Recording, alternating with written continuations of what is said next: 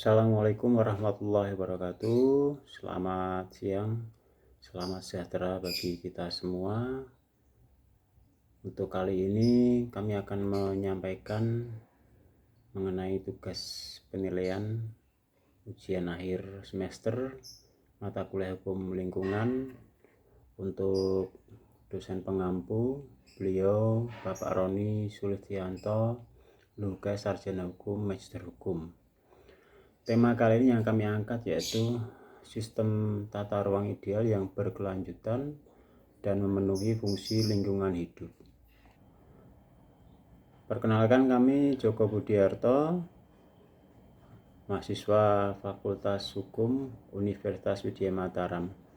Berikut kami sampaikan mengenai latar belakang Negara Kesatuan Republik Indonesia yang merupakan negara kepulauan berdiri Nusantara, baik satuan wilayah yang meliputi ruang darat, ruang laut, dan ruang udara, termasuk ruang di dalam bumi maupun sebagai sumber daya. Perlu ditingkatkan upaya pengelolaan secara bijaksana, berdaya guna, dan berhasil guna berpedoman pada kaidah penataan ruang, sehingga kualitas ruang wilayah nasional dapat terjaga keberlanjutannya demi kesejahteraan umum dan keadilan sosial sesuai dengan landasan konstitusional Undang-Undang Dasar Negara Republik Indonesia tahun 1945. Ruang adalah wadah yang meliputi ruang darat, laut, dan udara, termasuk di dalamnya sebagai satu kesatuan wilayah, tempat manusia dan makhluk lain hidup melakukan kegiatan dan memelihara kelangsungan hidup. Selanjutnya kami sampaikan pengertian dari lingkungan hidup sendiri adalah kesatuan ruang dengan semua benda, daya, keadaan, dan makhluk hidup, termasuk manusia dan perilakunya yang memenuhi ataupun memengaruhi alam itu sendiri, kelangsungan berkehidupan dan kesejahteraan umum baik untuk manusia serta makhluk hidup lainnya. Lingkungan hidup memiliki peran yang sangat penting bagi kehidupan makhluk hidup lain. Kekuasaan negara yang begitu luas terhadap bumi, air, udara, dan segala yang terkandung dalamnya sesuai dengan asas konstitusional tentu merefleksikan adanya tanggung jawab yang sangat besar. Kekuasaan negara harus pula diikuti dengan pengaturan, perlindungan, dan pengelolaan lingkungan yang bertujuan demi kepentingan rakyat, seperti yang tercantum di pasal 6 Undang-Undang Nomor 5 Tahun 1960 tentang Peraturan Dasar Pokok-pokok Agraria yang menyatakan bahwa semua hak atas tanah mempunyai fungsi sosial. Konsep pembangunan berkelanjutan diakui atau tidak, sebagian besar pembangunan kota Indonesia kurang mengandalkan perencanaan tata ruang yang baik. Masih ada pembiaran, bahkan adanya pelanggaran terhadap tata ruang yang ada. Banyak contoh di mana tata ruang dikembangkan untuk di daerah resapan, daerah hijau ataupun daerah hunian menjadi daerah-daerah komersil dengan bangunan bertingkat di atasnya. Konsep pembangunan atau pengembangan infrastruktur yang secara intensif dilakukan memerlukan analisis wilayah yang mencakup keterkaitan aspek sosial budaya, ekonomi, sumber daya alam, dan fisik lingkungan, kemudian digunakan sebagai dasar perencanaan pengembangan wilayah yang dituangkan dalam pengembangan dimensi-dimensi suprastruktur dan infrastruktur. Hal ini tentu saja menjadi sorotan yang sangat besar, mengingat pembangunan yang begitu masif pasti akan berdampak terhadap lingkungan di sekitarnya, baik terhadap manusia, kemudian kepada alam sekitarnya maupun sumber daya alam yang ada di sekitarnya. Prinsip-prinsip terhadap perencanaan tata ruang kota, di mana sebagian besar pembangunan kota di Indonesia kurang mengandalkan perencanaan tata ruang yang baik. Konsep pengembangan infrastruktur ternyata mengorbankan banyak sekali hak-hak lingkungan yang ternyata berdampak kepada makhluk hidup di sekitarnya. Bahkan hal ini kemudian menjadi PR yang sangat besar kepada pemerintah untuk mengembangkan pembangunan yang seharusnya sesuai dengan prinsip-prinsip dasar tata penataan ruang berkelanjutan, yaitu satu, prinsip manajemen kota, kemudian prinsip integrasi kebijakan, prinsip berpikir ekosistem, prinsip kemitraan. Hal ini menjadi acuan yang sangat mendasar yang seharusnya menjadi dasar-dasar pemikiran sebelum melakukan pembangunan yang memang ditujukan untuk masyarakat itu sendiri. Kemudian rencana tata ruang wilayah nasional adalah arahan kebijakan dan strategi pemanfaatan ruang wilayah negara yang dijadikan acuan untuk perencanaan jangka panjang. Jangka waktu rencana tata ruang wilayah nasional adalah 20 tahun. Ditinjau kembali dalam 5 tahun sesuai dengan Peraturan Pemerintah Republik Indonesia Nomor 26 Tahun 2008 tentang Rencana Tata Ruang Wilayah Nasional. Sedangkan Tata Ruang Wilayah Nasional memuat satu, penyusunan rencana pembangunan, kemudian yang kedua, rencana pembangunan jangka menengah nasional, yang ketiga, pemanfaatan keterpaduan, keterkaitan, dan keseimbangan perkembangan antar wilayah provinsi, serta keserasian antar sektor. Yang kelima, penetapan lokasi dan fungsi ruang untuk investasi. Kemudian yang keenam, penataan ruang kawasan strategi nasional. Yang ketujuh, penataan ruang wilayah provinsi dan kabupaten. Hal ini sesuai dengan apa yang menjadi cita-cita dari tujuan umum penataan ruang, meliputi ruang yang aman, kemudian nyaman dan produktif, serta berkelanjutan sesuai dengan Undang-Undang Nomor 36, Undang-Undang Nomor 26 Tahun 2007 tentang penataan ruang, yang menjadi dasar acuan bahwa tata ruang yang berkelanjutan sesuai dengan arahan kebijakan pemerintah untuk pembangunan berkelanjutan harus meliputi hal tersebut yang kami sampaikan. Konsep pembangunan berkelanjutan diinisiasi dan menjadi kekhawatiran akan terjadinya dampak dari pembangunan yang besar-besaran dengan tidak memperhatikan kerusakan lingkungan yang diakibatkan dari pembangunan tersebut. Di samping keberadaan yang bernilai sangat strategis, penyelenggaraan penataan ruang wilayah nasional harus dilakukan secara komprehensif, holistik, terkoordinasi, terpadu, efektif, dan efisien dengan memperhatikan faktor politik, ekonomi, sosial, budaya, pertahanan, keamanan, dan kelestarian lingkungan yang termaktub di pasal 3 Undang-Undang Nomor 4 Tahun 1982 tentang pengelolaan lingkungan hidup. Berkaitan dengan hal tersebut, untuk mewujudkan ruang wilayah nasional yang aman, nyaman, produktif, dan berkelanjutan berlandaskan wawasan Nusantara dan ketahanan nasional, yang mampu mewujudkan terkepaduan penggunaan sumber daya alam dan sumber daya buatan, serta dapat memberikan perlindungan terhadap fungsi ruang dan pencegahan dampak negatif terhadap lingkungan hidup akibat pemanfaatan ruang.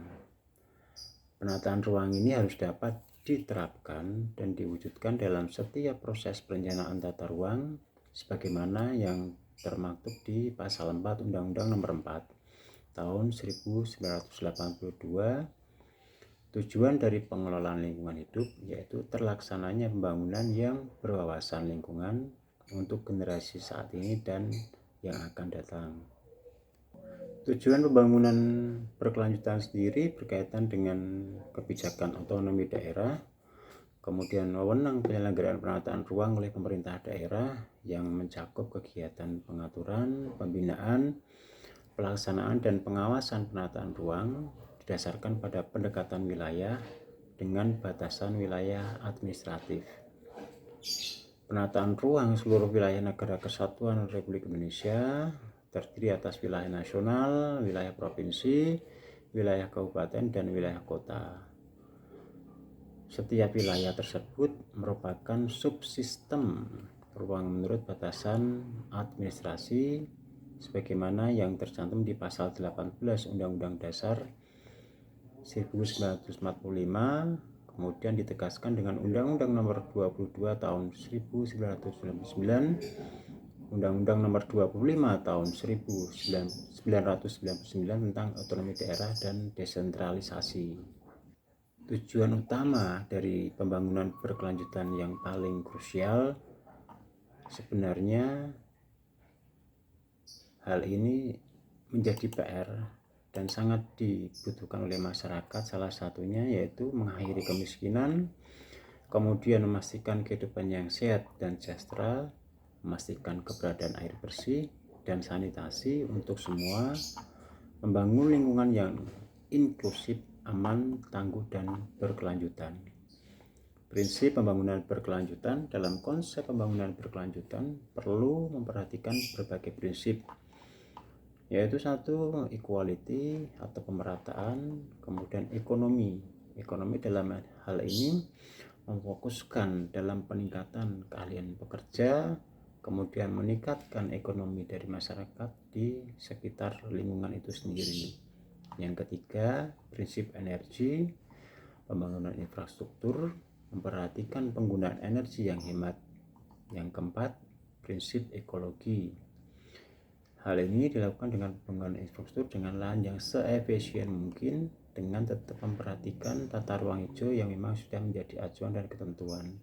Kemudian yang kelima, peran serta masyarakat baik di lingkungan untuk menjaga lingkungannya agar selalu terjaga dan tidak menjadi rusak karena sebagai warisan untuk generasi yang akan datang. Berdasarkan permasalahan-permasalahan yang terjadi seperti yang sudah kami jelaskan sebelumnya, dapat diidentifikasikan beberapa isu strategis dalam melakukan harmonisasi aspek ekonomi, sosial, dan ekologi dalam penataan ruang, yaitu pergeseran pola pikir, pola hubungan, dan pola tindak setiap aktor pembangunan perlu menyadari terdapatnya hubungan dan pola tindak setiap aktor dalam perubahan-perubahan yang fundamental, menuntut perubahan pola pikir. Kemudian pada masa mendatang pola pemanfaatan ruang lebih ditentukan dan dipengaruhi oleh faktor pasar. Pergeseran peran dan tanggung jawab pusat dan daerah seiring dengan pelaksanaan otonomi daerah sebagai tindak lanjut yang ditetapkan Undang-Undang Nomor 22 Tahun 1999. Hal ini kegiatan pembangunan dari pemerintah pusat ke pemerintah daerah ataupun kabupaten kota ditentukannya lebih paham akan kondisi dan karakteristik wilayahnya, mampu memanfaatkan secara optimal sumber dayanya dengan tetap dilandasi oleh rasa kepemilikan dan tanggung jawab yang kuat untuk memelihara kelestarian lingkungan. Kemudian, keberadaan penataan ruang yang diharapkan sebagai media untuk mengatur dan mengelola sumber daya alam belum sepenuhnya diimplementasikan. Hal ini dipicunya terjadinya konflik kepentingan yang berkembang dan bermuara pada upaya untuk mengeksploitasi kemudian mengeksplorasi sumber daya alam dalam rangka memenuhi kebutuhan hidup manusia dengan kurang mempertimbangkannya upaya optimalisasi keberadaan, daya tampung, daya dukung, keseimbangan berkelanjutan sumber daya dan kelestarian lingkungan hidup. Hal yang paling mendasar sebenarnya masih lemahnya mekanisme dan kontrol terhadap pengendalian atau check and balance pemanfaatan ruang fenomena ini terlihat jelas pada kurang tegas dan sanksi hukum yang jelas terhadap pelaku pembangunan yang nyata-nyata dalam kegiatannya melanggar tata ruang yang telah ditetapkan. Kemudian proses perencanaan tata ruang yang belum aspiratif dan akomodatif serta kurang melibatkannya peran aktif seluruh pelaku pembangunan. Hal ini menunjukkan bahwa perencanaan tata ruang masih dianggap sebagai suatu proyek cetak biru dan bukan suatu proses yang berkelanjutan, sehingga penyusunnya diserahkan sepenuhnya pada ahli yang tidak selamanya memahami kondisi dan permasalahan yang terjadi di suatu wilayah. Kemudian hal ini menjadi efek pemanasan global yang sebagai dampak yang luar biasa di berbagai kegiatan pembangunan yang tidak ramah lingkungan, rusaknya lapisan ozon, sampai dengan punahnya berbagai keanekaragaman hayati sebagai akibat kurangnya pertimbangan upaya pelindungan dan pelestarian lingkungan. Sebagai penutup, kami ingin menyampaikan bahwa pembangunan yang berkelanjutan merupakan program pemerintah yang memang harus dilaksanakan, namun tetap harus memperhatikan lingkungan yang notabene merupakan pemberian Tuhan Yang Maha Esa, kemudian kelak akan menjadi warisan generasi berikutnya. Jangan sampai anak cucu kita tidak menikmati lingkungan yang baik, lingkungan yang bersih, kemudian sumber daya alam yang baik, dan hanya akan menjadi cerita sejarah bahwa negara kesatuan Republik Indonesia yang dulunya merupakan sumber paru-paru oksigen akan menjadi punah dikarenakan pembangunan yang masif dengan tidak memperhatikan lingkungan hidup. Demikian yang dapat kami sampaikan. Tentu saja banyak kekurangan, tidak ada gading yang tak retak. Mohon maaf apabila banyak kesalahan. Assalamualaikum warahmatullahi wabarakatuh.